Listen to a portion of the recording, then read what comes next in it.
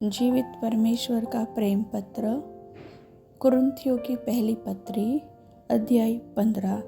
हे भाइयों, अब मैं तुम्हें वही सुसमाचार बताता हूँ जो पहले सुना चुका हूँ, जिसे तुमने अंगीकार भी किया था और जिसमें तुम स्थिर भी हो। उसी के द्वारा तुम्हारा उद्धार भी होता है। यदि उस सुसमाचार को जो मैंने तुम्हें सुनाया था स्मरण रखते हो, नहीं तो तुम्हारा विश्वास करना व्यर्थ हो।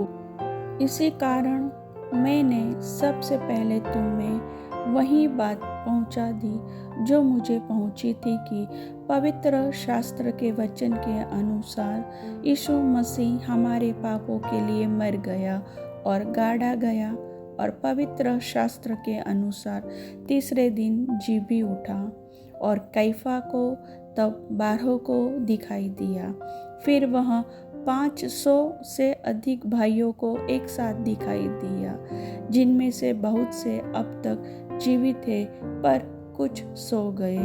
फिर वह याकूब को दिखाई दिया, तब सब प्रेरितों को दिखाई दिया, सब के बाद मुझको भी दिखाई दिया, जो मानो अधूरे दिनों का जन्मा हूँ, क्योंकि मैं प्रेरितों में सबसे छोटा हूँ, वरन प्रेरित कहलाने के योग्य भी नहीं, क्योंकि मैंने परमेश्वर की कलीसिया को सताया था। परंतु मैं जो कुछ भी हूँ परमेश्वर के अनुग्रह से हूँ। उसका अनुग्रह जो मुझ पर हुआ वह व्यर्थ नहीं हुआ, परंतु मैंने उन सब से बढ़कर परिश्रम भी किया, तो भी यह मेरी ओर से नहीं हुआ, परंतु परमेश्वर के अनुग्रह से जो मुझ पर था। इसलिए चाहे मैं हूँ चाहे वे हो, हम यही प्रचार करते हैं और इसी पर तुमने विश्वास भी किया। इसलिए जबकि मसीह का यह प्रचार किया जाता है कि वह मरे हुओं में से जी उठा, तो तुम में से कितने कैसे कहते हैं कि मरे हुओं का पुनरुत्थान है ही नहीं। यदि मरे हुओं का पुनरुत्थान है ही नहीं, तो मसीह भी नहीं जी उठा, और यदि मसीह नहीं जी उठा, तो हमारा प्रचार करना भी व्यर्थ है और तुम्हारा विश्वास भी व्यर्थ है। वरन हम परमेश्वर के झूठे गवाह ठहरे, क्योंकि हमने परमेश्वर के विषय में यह गवाही दी कि उसने मसीह को जिला दिया, यद्यपि नहीं जिलाया, यदि मरे हुए नहीं जी उठते, और यदि मुर्दे नहीं जी उठते तो मसीह भी नहीं जी उठा, और यदि मसीह नहीं जी उठा तो तुम्हारा विश्वास व्यर्थ है और तुम अब तक अपने पापों में फंसे हो। वरन जो मसीह में सो गए हैं वे भी नष्ट हुए।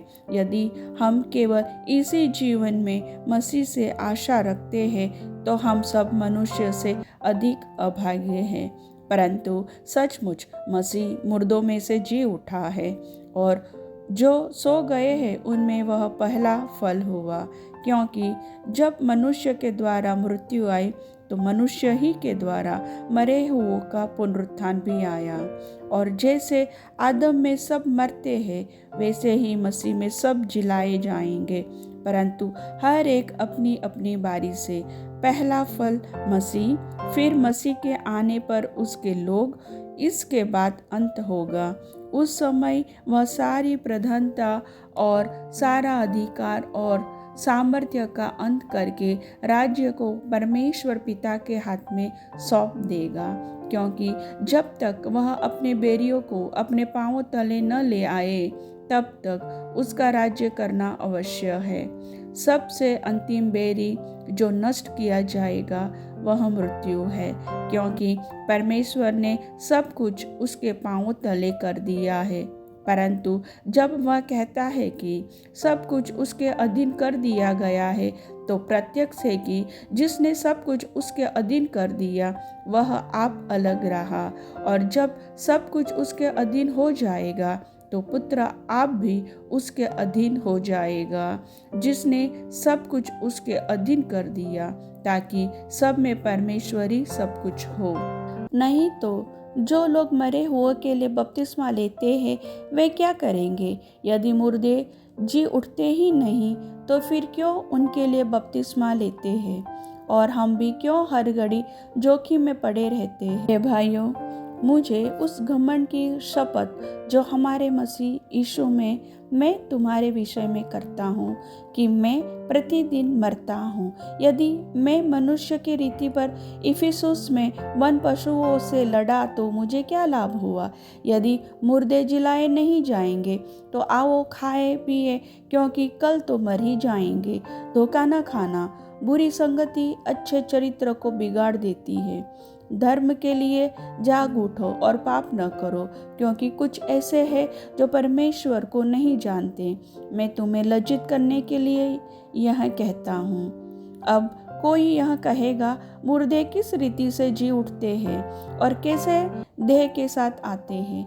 हे निर्बुद्धि, जो कुछ तू बोता है जब तक वह न मरे जिलाया नहीं जाता, और जो तू बोता है यह वह देह नहीं जो उत्पन्न होने वाली है, परंतु नीरा दाना है, चाहे गेहूं का चाहे किसी और अनाज का। परंतु परमेश्वर अपनी इच्छा के अनुसार उसको दे देता है, और हर एक बीज को उसकी विशेष दे। सब शरीर एक समान नहीं। मनुष्य का शरीर और है, पशुओं का शरीर और है, पक्षियों का शरीर और है, मछलियों का शरीर और है। स्वर्गीय देह है और पार्थिव देह भी है, परंतु स्वर्गीय देहों का तेज और है और पार्थिव का और। सूर्य का तेज और है, चांद का तेज और है, और तारागणों का तेज और है, क्योंकि एक तारे से दूसरे तारे के तेज में अंतर है। मुर्दों का जी उठना भी ऐसा ही है। शरीर नाशवान दशा में बोया जाता है और अविनाशी रूप में जी उठता है। वह अनादर के साथ बोया जाता है और तेज के साथ जी उठता है। निर्बलता के साथ बोया जाता है और सामर्थ्य के साथ जी उठता है। स्वाभाविक देह बोई जाती है और आत्मिक देह जी उठती है। जबकि स्वाभाविक देह है तो आत्मिक देह भी है। ऐसा ही लिखा भी है कि प्रथम मनुष्य अर्थात आदम जीवित प्राणी बना और अंतिम आदम जीवनदायक आत्मा बना, परंतु पहले आत्मिक न था पर स्वाभाविक था, इसके बाद आत्मिक हुआ। प्रथम मनुष्य धरती से अर्थात मिट्टी का था, दूसरा मनुष्य स्वर्गीय है। जैसा वह मिट्टी का था वैसे ही वे भी है जो मिट्टी के हैं, और जैसा वह स्वर्गीय है वैसे ही वे भी है जो स्वर्गीय है। और जैसे हमने उसका रूप धारण किया जो मिट्टी का था, वैसे ही उस स्वर्गीय का रूप भी धारण करेंगे। हे भाइयों, मैं यह कहता हूँ कि मांस और लहू परमेश्वर के राज्य के अधिकारी नहीं हो सकते, और न नाशवान अविनाशी का अधिकारी हो सकता है। देखो, मैं तुमसे भेद की बात कहता हूँ। हम सब नहीं सोएंगे, परंतु सब बदल जाएंगे, और यह क्षण भर में पलक मारते ही अंतिम तुरही फूंकते ही होगा। क्योंकि तुरही फूंकी जाएगी और मुर्दे अविनाशी दशा में उठाए जाएंगे और हम बदल जाएंगे।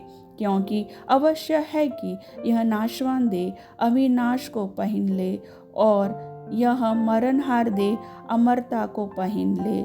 और जब यह नाशवान अविनाश को पहन लेगा और यह मरणहार अमरता को पहन लेगा, तब वह वचन जो लिखा है पूरा हो जाएगा। जय ने मृत्यु को निगल लिया। हे मृत्यु, तेरी जय कहाँ रही? हे मृत्यु, तेरा डंक कहाँ रहा? मृत्यु का डंक पाप है और पाप का बल व्यवस्था है, परंतु परमेश्वर का धन्यवाद हो जो हमारे प्रभु यीशु मसीह के द्वारा हमें जयवंत करता है। इसलिए हे मेरे प्रिय भाइयों, दृढ़ और अटल रहो और प्रभु के नाम में सर्वदा बढ़ते जाओ, क्योंकि यह जानते हो कि तुम्हारा परिश्रम प्रभु में व्यर्थ नहीं है। प्रभु वचन के सुनने वाले सभी भाई बहनों का आशीष दे। आमीन।